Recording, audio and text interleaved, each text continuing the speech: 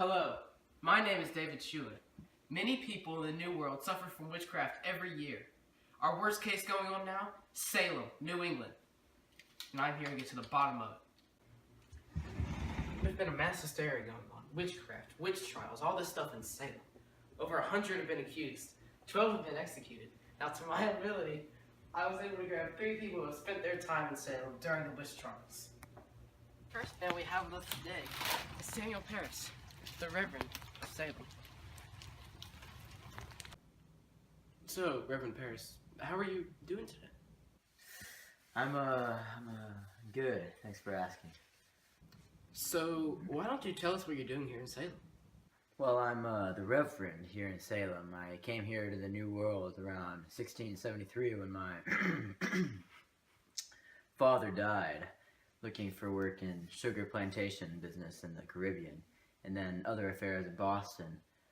I failed, so I decided to join the ministry of New England, Salem being open, despite the conflict of the ministers before me. Do you like what you're doing here? Of course I like what I do. I love the pay, the house, and just the good feeling I get from serving others. Yeah, just that. I love the respect, thankfulness I get from those who truly appreciate my sermons. And believe me, I have so many supporters. And there's just a small following that thinks I am rather selfish and corrupt, but they are few and far between, and I'm sure that after these trials, they will not think the same way. What is your standpoint on the Salem witch trials?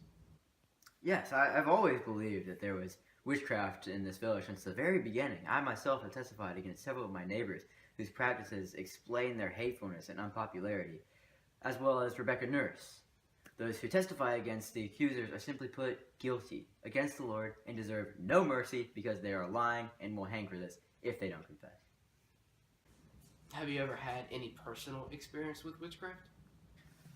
Why, of course. I saw with my own eyes a man just completely black whispering into the ear of Rebecca Nurse at a trial when they freed her hands, and then an immediate response from the girls who were being tortured and pinched by Nurse's spirit. I've seen spirits too myself around my property, and those people on whose land I saw the witch were surely thereafter accused.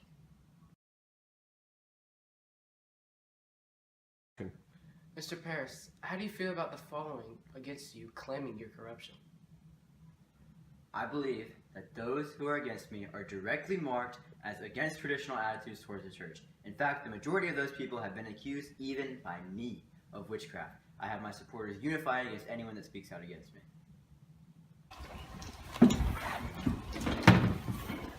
Next we have Governor Deputy Danforth. He's here to serve justice to this little town in Salem. So, Governor Danforth, how are you today? Yes, I am doing. So, why don't you tell us what you're doing here in Salem? Why, I have come to determine who in this village works with the devil, and to serve them God's justice through the court. For if they are guilty and do not confess, they shall be hanged. It matters not what I like, but what God has willed me to do. For he is speaking through the children, and I must carry out his will. After such a long period of peace within the society, it was inevitable that the devil would come. Have you ever had any personal experience with witchcraft? No. However, the testimonies of the victims are enough.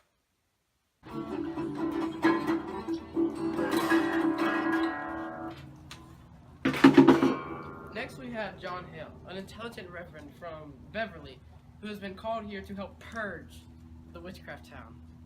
Reverend Hale, how's it going today? You know, I've had better days, but thanks for asking. I'm here in Salem to solve the crisis of these witch trials in this peaceful little village. And I was called over here by Reverend Samuel Paris. Do you like what you're doing here? I suppose. I mean, it is my job, so I didn't take this position because I didn't like it.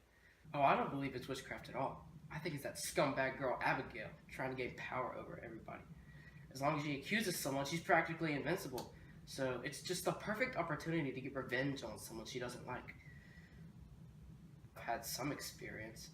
I mean, I've dealt with witches and I've gotten rid of them, but I wouldn't consider it anything personal. So I've never seen one, or I've never been possessed by one, or anything of that matter. So those people who have tuned in today, you have heard the real life experiences of the people in Salem and the ongoing crisis about the witch trials. Now, some of these people may have seen witches, or they may not have seen witches. I don't know. Who knows? But I'm about to take it and uncover the truth, and here it is. It is affirmed by many historians that Paris picked the accusers based on their degree of hate towards him. Even after the trials, he had a large following, which explains exactly how powerful Paris was and how many did not know the trials were fraud. He was eventually forced out of Salem in 1696 due to several people having anger with him for his dishonesty and name-giving in the trial. He is commonly known for his self-serving, small-minded behavior. Danforth played a large role during the early parts of the trials, and as the acting governor, and was part of the council which observed the proceedings. His involvement ended in May of 1692 when Sir William Phillips took over as governor. Danforth later became sympathetic to those accused and even relocated some of them to Boston. Reverend John Hale was born on June 3rd, 1636 in Charleston, Massachusetts, and he later died on May 15th, 1700. He was the oldest of his siblings, and he went to Harvard and studied there. He married Rebecca Biley. She died later, and he married again to Sarah Noyles. His first job, he preached at Bass Riverside Church. His wife, Sarah Noyles, was actually accused of being a witch. He supported the witch trials at first, but he later turned against them. I would just like to thank everybody for tuning in today. Now you know more about the Salem witch trials. Have a great day.